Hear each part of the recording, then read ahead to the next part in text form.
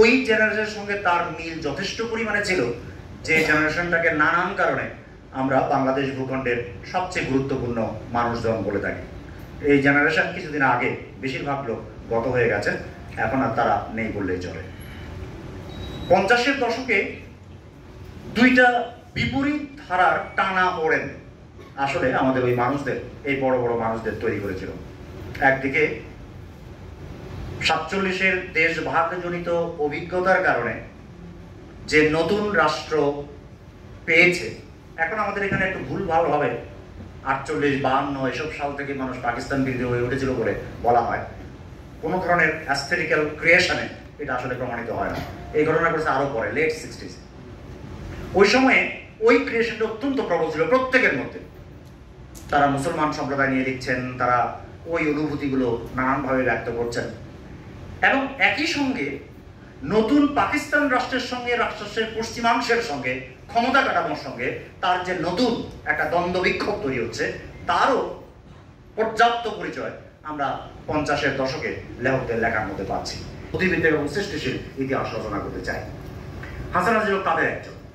হাসান আজিজুল হক অন্য 10 জনের মতো ওই সময়ের যে প্রধান সংকটগুলো, প্রধান ডিসকোর্সগুলো, সেগুলো দ্বারা প্রভাবিত হয়েছিলেন। এখানে কথা উঠেছে যে তার মধ্যে মার্ক্সবাদী একটা টান ছিল, যদিও মার্ক্সবাদী কিভাবে শিল্পে রূপান্তরিত করতে হয় এবং আড়াল করতে হয় তিনি সেটা জানতেন বলে মশিউর আলম বলেছেন। সব গল্পের ক্ষেত্রে হয়তো সেটা বলা যাবে না, ওই জেনারেশনে প্রায় কারোর ক্ষেত্রে এটা বলা যাবে না। বহু লেখক ওই সময়ে, তাদের শওকত আলী, তাদের লেখার মধ্যে আসলে ঘোরতরভাবে সক্রিয়ভাবে এই জিনিস প্রচার করেছেন। এবং অন্য অনেকের মতো ওই সময় মডার্নিস্ট একটা অ্যাটিটিউড প্রত্যেক লেখকের মধ্যে আছে, টান। নতুনভাবে এখানে মডার্নিজমের ব্যাপারগুলো লোকে আত্মসাৎ করছে, সেটা জীবনযাপনে যেমন, বিশ্বাসের ক্ষেত্রে যেমন, ঠিক তেমনি সাহিত্য ক্ষেত্র তেমনি। এই দুই প্রধান ডিসকোর্সের সঙ্গে যদি ধরা যাক আমরা সোশ্যালিস্ট রিয়েলিজম ব্যাপারটা, সোশ্যালিস্ট রিয়েলিজম খুব বড় প্রেক্ষাপট, অনেক বিশাল পরিসর, বহু তলে বিভক্ত এবং নিখুঁত বর্ণনা, এই ধরনের একটা ভঙ্গি আমরা ওই সময়ের প্রধান গল্পকারদের মধ্যে পাবো। ইলিয়াসের মধ্যে এটা আছে, এটা শওকত আলীর মধ্যে আছে, এবং হাসান আজিজুলের মধ্যে সবচেয়ে ভালোভাবে আছে। এই একটা প্যারাডাইমের মধ্যে আমরা হাসান আজিজুল হকের সবচেয়ে গুরুত্বপূর্ণ গল্পগুলো অনেক দূর পর্যন্ত ব্যাখ্যা করতে পারবো বলে মনে হয়। প্রশ্নটা হলো এর মধ্যে রাঢ় বঙ্গের ব্যাপারটা কি? মশিউল ভাই ঠিকই বলেছেন এবং ওয়াসি ভাইও, যে একটা গুরুত্বপূর্ণ ঘটনা কিন্তু ঘটেছে। আপনারা খেয়াল করবেন, হাসান আজিজুল হক তো আসলে খুবই বড় লেখক, ফলে তার অ্যাস্থেটিক্যাল ভেঞ্চারটার মধ্যে একটা দারুণ মাপ ছিল, গভীরতা ছিল, আবিষ্কার ছিল। খেয়াল করে দেখেন, ওই পার থেকে যারা এই পারে লেখকরা এসেছে, এরা প্রত্যেকে কিন্তু এই রিয়েলিজমের সংকটে ভুগেছে। আপনি কি শওকত ওসমানের ক্ষেত্রে খেয়াল করেছেন যে শওকত ওসমানের জননী এবং তারপরে লেখাগুলো আকাশ পাতাল পৃথক? শওকত ওসমান যে পরবর্তী সারা জীবন রূপক এবং প্রতীকী গল্প লিখলেন, এটা কি এমনি এমনি ঘটেছে? আর এতগুলো যে রূপকী প্রতীকী গল্প তিনি যে রিয়েলিজমে আর গেলেই না, এটা কি এমনি ঘটেছে? আপনি কি আব্দুল মান্নান সৈয়দের গল্প পড়েন নাই? আপনি কি দেখেন না যে সেই রিয়েলিজমের ভারী সংকট আছে? আপনি কি এটা কখন, আমি বলছি না যে এটা 2 2 4 মেলাতে হবে, লিটারেচার আর্ট কখনো এইভাবে কাজ করে না, কিন্তু আপনি কি দেখেন না যে মাহমুদুল হক 80 পড়ার লিখছেন না একটাও? আপনি কি বুঝতে পারছেন না যে এই ব্যাপারগুলোর মধ্যে গভীরতর হিস্ট্রিক্যাল, বায়োগ্রাফিক্যাল, অ্যাস্থেটিক্যাল, রিয়ালিস্টিক্যাল নানান ধরনের এলিমেন্ট ক্রিয়েট করছে? আপনি ব্যাখ্যা করতে পারছেন না। সেই তুলনায় আপনি দেখবেন হাসান আজিজুল হক নিজেকে আশ্চর্য রকমের বাঁচিয়ে নিয়েছেন। হাসান আজিজুল হক কিন্তু রিয়েলিজমের মধ্যে থাকতে পেরেছেন, এবং এই রিয়েলিজমের মধ্যে থাকার মাধ্যমে আমি সুখী যে আমাদের দুজন আলোচক এটা উল্লেখ করেছেন। একটা গুরুত্বপূর্ণ কারণ ছিল যে তিনি রাজশাহীর যেই পার্সপেক্টিভের মধ্যে, হাসান তো আসলে ঠিক নাগরিক জীবনকে তার লেখালেখির মধ্যে প্রধানভাবে কখনো আশ্রয় করেননি, তিনি গ্রামীণ জীবনে ছিলেন, এবং তার শৈশবের সেই অভিজ্ঞতার সঙ্গে তিনি খুলনায় ছিলেন। খুলনার অভিজ্ঞতা ভূপ্রাকৃতিক দিক থেকে কতটা এসছে আমি সেটা পরিষ্কারভাবে বলতে পারবো না, কিন্তু রাজশাহীর বরেন্দ্র অঞ্চল যে হাসান আজিজুল হককে বিশেষভাবে সাহায্য করেছিল অ্যাস্থেটিক্যালি আমি এবারে নিশ্চিত যে ওই যে বরেন্দ্র অঞ্চল, তার যে রুখা লাল ভূমি, অপেক্ষাকৃত কম গাছ, এবং তার যে প্রচন্ড রকম রোদ তেজ, এই ব্যাপারগুলো তার পূর্বতন লাল মাটির রাঢ় ভূমির সঙ্গে যে দারুণভাবে একাকার হয়ে একটা নতুন ভাষা, প্রতিবেশ এবং চারপাশ তৈরি করে নিয়েছিল তার গল্পের জন্য, তৈরি করতে সাহায্য করেছিল।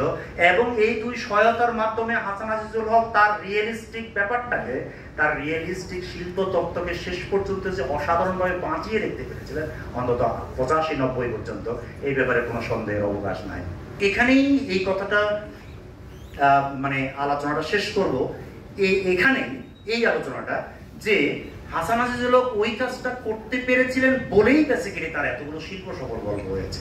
আমি আলোচকদের কাছ থেকে এই কথাটা ধার করবো যে তার অনেকগুলো শিল্প সফল গল্প আছে, ধরা যাক কত, আমার ধারণা যে এটার সংখ্যা যে কারো হিসাবে অন্তত 10টা তো হবে, খুব যে কেউ 10টা আপার লেভেলের গল্প হাসান আজিজুল হকের খুঁজে পাবেন। আপনারা অনুমান করতে পারবেন যে বেশিরভাগ বড় লেভেলের কিন্তু এতগুলো অসাধারণ গল্প থাকে না, কতগুলো অসাধারণ গল্প থাকে হয়ে যায়, এবং কতগুলো থাকে শিল্প সফল গল্প, কতগুলো গল্প তার টেকনিক এবং ভাষা এগুলোর চিহ্ন বহন করে, এই ধরনের ব্যাপার থাকে।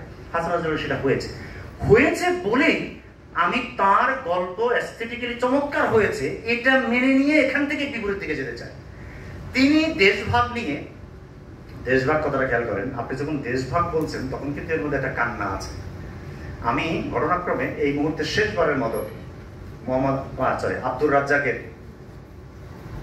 থিসিস বইটি, যেটা ইংরেজিতে বেরিয়েছিল আগে, তার বাংলা অনুবাদের সঙ্গে আমি একটু যুক্ত ছিলাম এডিটিং এর ব্যাপারে, এবং শেষবারের মতো পড়ছি।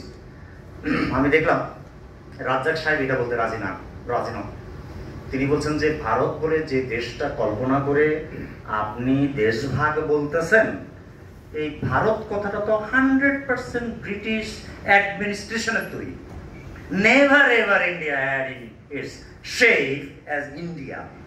সো ইন্ডিয়ান নেজ এবং দেশ এবং তার ভাগ এটা আমি বাইরে করি, কিন্তু লোকে যে দেশ ভাগ বলে ইটস অলসো ইম্পর্টেন্ট। লোকে যেটা বলে সেটা সত্য। তাহলে লোকে যখন দেশ ভাগ বলে, আপনি যখন দেশ ভাগ বলছেন, দেশ যদি হয়, রাষ্ট্র না, কিন্তু দেশ এবং রাষ্ট্র, আমি আমার ডিসকোর্সের মধ্যে, আমার আলাপের মধ্যে এই দুটোকে শার্পলি আলাদা করবো। তাহলে আপনি যখন দেশ বলছেন তখন কিন্তু এটা অন্য জিনিস, এটা আপনার অস্তিত্বের সঙ্গে যুক্ত, এটা রাজনীতি নয়, এটা ঠিক মতাদর্শ নয়। It's not ideology, it is completely different thing. State is completely different thing. এটা মানুষের সঙ্গে যে অস্তিত্বগত সম্পর্ক, এটা হলো আইনি সম্পর্ক, এটা হলো দূরবর্তী সম্পর্ক, এটা অবজেক্টিভ সম্পর্ক। But why it is the question of দেশ, তখন সম্পর্কটা সাবজেক্টিভ। ওটার জন্য যে কোনো আপনাকে অপরাধ মাফ করতে হবে, ওটা তো ব্যক্তিগত, ওটা তো সাবজেক্টিভ। হাসান আজিজুলের ক্ষেত্রে কিন্তু আসলে সত্যি দেশভাগের প্রসঙ্গটাই আছে। আমি বলবো পরে, একটু পরে, বেশি পরে নয়, 6:05 আমাদের 2 ঘন্টা পুরো হবে, আমি খুব বেশি সময় নেব না। মানে একটু পরে বললে হয়তো ভয় পেয়ে যেতে পারেন, আপনারা জানি আরো কতক্ষণ বলবো, অনেক বেশি। তাহলে আমি পরে বলবো যে 80-90 এর পরে হাসান আজিজুল হকের এই সাবজেক্টিভ দেশটা ইডিওলজিক্যাল এবং পলিটিক্যাল রাষ্ট্র হয়ে উঠেছিল। That's a great crisis about Hasan Azizul Hawks fiction. Hasan Azizul হকের দুটো ফিকশনের ব্যাপারে যে বহু লোক সন্দেহ পোষণ করে, আমি করি, এবং এখানে আমাদের দুজন আলোচকও প্রায় সরাসরি করলেন। আমি এটাকে গভীরতর অ্যাস্থেটিক্যাল ঘটনা হিসাবে ব্যাখ্যা করি। আমি মনে করি এই ঘটনা করেছে কেবল এই কারণে, আগে যে হাসান আজিজুল হক ছিলেন দেশ হিসেবে রাঢ়বঙ্গের যে চর্চা করেছেন, দেশ হিসেবে তিনি এক ধরনের কালচারাল জাতীয়তার যে ডিজাইন তার অসাধারণ সম্পর্কের মধ্যে তৈরি করেছিলেন, সেটা 80 দশক পরবর্তী ভিন্ন পরিপ্রেক্ষিতে তার ইচ্ছায় অথবা অনিচ্ছায় 80 দশকের পরে যে নতুন রাজনৈতিক সাংস্কৃতিক বাতাবরণ মেরুকরণ তৈরি হচ্ছিল, এবং তার ফলে যে রাজনৈতিক ভাষা নতুন ভাবে পরিগণিত হচ্ছিল, তার সঙ্গে যেতে গিয়ে তার ওই পুরনো দেশটা হয়ে গেছে কি, হয়ে গেছে রাষ্ট্র, হয়ে গেছে জাতীয়তাবাদ। এটা একটা পলিটিক্যাল ব্যাপারটা হয়েছে, এবং সেটা তিনি কথা সাহিত্যের ভাষার মধ্যে ট্রান্সফর্ম করতে পারেন নাই, ট্রান্সলেট করতে পারেন নাই, যেটা আগে পেরেছে। কি পেরেছে? আমি বলবো যে এটা আমাদের জন্য কিন্তু ভাববার বিষয় আছে। পলিটিক্যালি আমি বেঙ্গলি ন্যাশনালিজম এর যে বেসিক অনুমান, যে বাংলা ভাষীরা মিলে একটা কমিউনিটি তৈরি করে, এটা নানান ধরনের বিরোধিতা করতে পারি। তার নানান ধরনের বাস্তব প্রেক্ষাপট আছে। 2-3টা আলাদা দেশ, রাষ্ট্র এবং রাষ্ট্র একটা প্রবল সত্তা, যেটা আমাদেরকে বেসিক্যালি প্রতিনিয়ত প্রভাবিত করে, আমরা অতিক্রম করতে পারি না। ফলে আপনি যখন এই বেঙ্গলি ন্যাশনালিস্টিক অনুমানগুলো একটা পলিটিক্যাল ব্যাখ্যা করবেন, তখন এটার মধ্যে আপনার নানান ধরনের বিতর্ক এবং সংশয়ের কিন্তু স্কোপ আছে। কিন্তু হাসান আজিজুল হকের গল্প বিশেষভাবে, আবার বলছি, গল্পগুলো হয়ে গেছে মানেই হলো এটা অথেন্টিক। এটা অথেন্টিক যদি হয়, ওইটা আপনাকে বিশেষভাবে উল্টোভাবে ভাবতে সাহায্য করবে যে হাসান আজিজুল হকের বাংলা ভাষী কমিউনিটি হিসেবে রাঢ়বঙ্গের গল্প বলার যে অথেন্টিসিটি, সেটা আপনাকে ভাবতে বাধ্য করবে যে বাংলা ভাষী কমিউনিটির একটা সাংস্কৃতিক অস্তিত্ব খুবই চ্যালেঞ্জিং। ওটা না হলে গল্প হতো না। ওই জেনুইননেস না থাকলে এই গল্প হতো না। হাসান হাজি অত্যন্ত সতর্কতার সঙ্গে কাজটি করেছেন।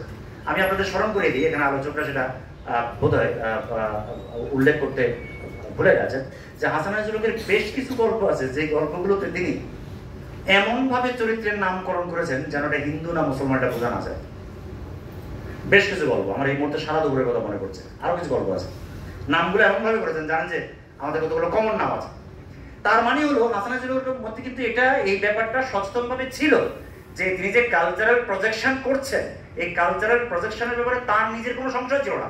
সেই এটা কি, সেটা হচ্ছে একটা বৃহত্তর সাংস্কৃতিক বলয় আছে যার মধ্যে কি নাই, নগর নাই। এটা কিন্তু খুব ইম্পর্টেন্ট ব্যাপার। এই প্রধান গল্পগুলোর মধ্যে কিন্তু নগর অ্যাবসেন্ট। এই নগর অ্যাবসেন্টটা খুব গুরুত্বপূর্ণ। এটা দেশ, এটা গ্রাম, এটা জনজীবন, এটা প্রকৃতি। এবং এই গল্পগুলো তিনি যখন তিনি পরবর্তী পর্বে নতুন অভিজ্ঞতার ভিত্তিতেও রচনা করছেন, তখনও তিনি মানুষের ওই ধরনের একটা বিন্যাস, মানে ডেমোগ্রাফিক বিন্যাস কিন্তু রেখে দিয়েছেন। আপনার খেয়াল রাখতে হবে, হাসান আজিজুল্লাহের সবচেয়ে গুরুত্বপূর্ণ গল্পগুলোর প্রায় সবগুলোই অতি নিম্ন শ্রেণীর মানুষকে নিয়ে রাখে। ধরেন আপনি যদি খুবই গভীরতর মার্কসিস্ট অ্যাস্ট্রিস থেকে দেখেন, ওই যে দুনিয়ার মজদুর বলে একটা ব্যাপার আছে, সর্বহারা বলে একটা ব্যাপার আছে, একদম গরিব মানুষের দেশ কাল প্রজাতিগত সাধারণ একটা অস্তিত্ব বলে একটা ব্যাপার আছে। এই পুরো আইডিয়াটা কিন্তু হাসান আজিজুল্লাহ গল্পের মধ্যে এক্সপ্লয়েট করেছে। আপনি এটা নিশ্চিন্তভাবে প্রমাণ করতে পারবেন যে তার গল্পের মধ্যে মানুষ আসলে সর্বহারা মানুষ, তিনি তাদের গল্প করছেন। এবং খুব কম ক্ষেত্রে ব্যতিক্রম আছে যে একটু মধ্যবিত্ত কিংবা বড় লোক আছে, অথচ তাকে এক ধরনের শোষক হিসেবে দেখানো হয় নাই। হাসান আজিজুল্লাহের গল্প এরকম আছে, এটা খুব কম ক্ষেত্রে আছে, মানে প্রধান গল্পগুলোর মধ্যে। তাহলে আমি বরং বলবো, এই যে দেশভাগের অন্ধ সুরকার এই নামটা, আমি প্রাবন্ধিকের এই নির্বাচনকে প্রশংসা করবো। হাসান আজিজুল্লাহের গল্পের দিক থেকে আমি মনে করি রাঢ় বাংলা দিয়ে এবং দেশভাগ দিয়ে হাসান আজিজুল্লাহকে অনেক দূর পর্যন্ত পড়া যায়। আমাদের আলোচকরা একদম ঠিক বলেছেন যে বাইরে অনেক গল্প আছে, কিন্তু হাসান আজিজুল্লাহের প্রধান গল্পগুলো তালিকা করলে বেশিরভাগ প্রধান গল্পগুলো বেশিরভাগই তালিকায় পড়বে। মন তার সঙ্গিনী গল্পের উদাহরণ আছে অসাধারণ, এটা হলো রাঢ় বঙ্গের গল্পের একটা এক্সট্রাঅর্ডিনারি এক্সাম্পল, এবং বাংলা ভাষা ক্লাসিক প্রেমের গল্পগুলোর মধ্যে একটা। ফলে ওটা যে আমাদের প্রাবন্ধিক নির্বাচন করেছেন তা ঠিক কাজটি করেছেন। তিনি অন্ধ কথাটি যে অর্থে ব্যবহার করে থাকুন না কেন, এটার মধ্যে যদি আমরা কোনো প্রকার কৌতুক কিংবা সমালোচনার দৃষ্টি আবিষ্কার করি, তাহলেও হয়তো সেটা ঠিক হতে পারে।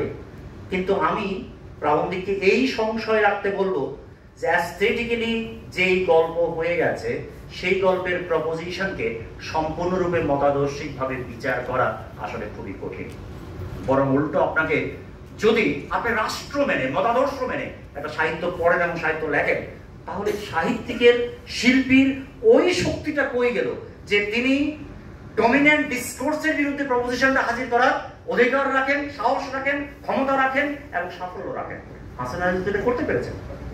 হাসান আজিজুল্লাহ হয়তো তার শেষ জীবনে অনেক বেশি, খেয়াল করেন, নাগরিক হয়েছেন ব্যক্তিগতভাবে, লেখালেখিতে পলিটিক্যাল হয়েছেন, এবং পরের দিকে তার যে অ্যাস্থেটিক্যাল, তার যে উপন্যাস এবং গল্পের রাজনীতি, সেটা অনেক বেশি মতাদর্শ তাড়িত। প্রমাণ কি? এখানে লম্বা আলোচনার স্কোপ নেই। তার উপন্যাসের ব্যর্থতার, কোট আনকোট, আমার কথা বলছি, আরো কেউ কেউ মনে করে ব্যর্থতার একটা কারণ হলো যে এগুলো সাংঘাতিক রকম মনোটোনাস, টোনটা মনো, এটার যে বিচিত্র ধরনের ডিসকোর্স ছিল, এটা যে একটা নয়, দেশভাগের হাজারটা ডিসকোর্স আছে। বাঙালি সংস্কৃতির একটা সাবজেক্টিভ ব্যক্তির জীবনের সঙ্গে যুক্ত আবহ তিনি গল্পগুলোতে অসাধারণভাবে ফুটিয়ে তুলতে পেরেছেন।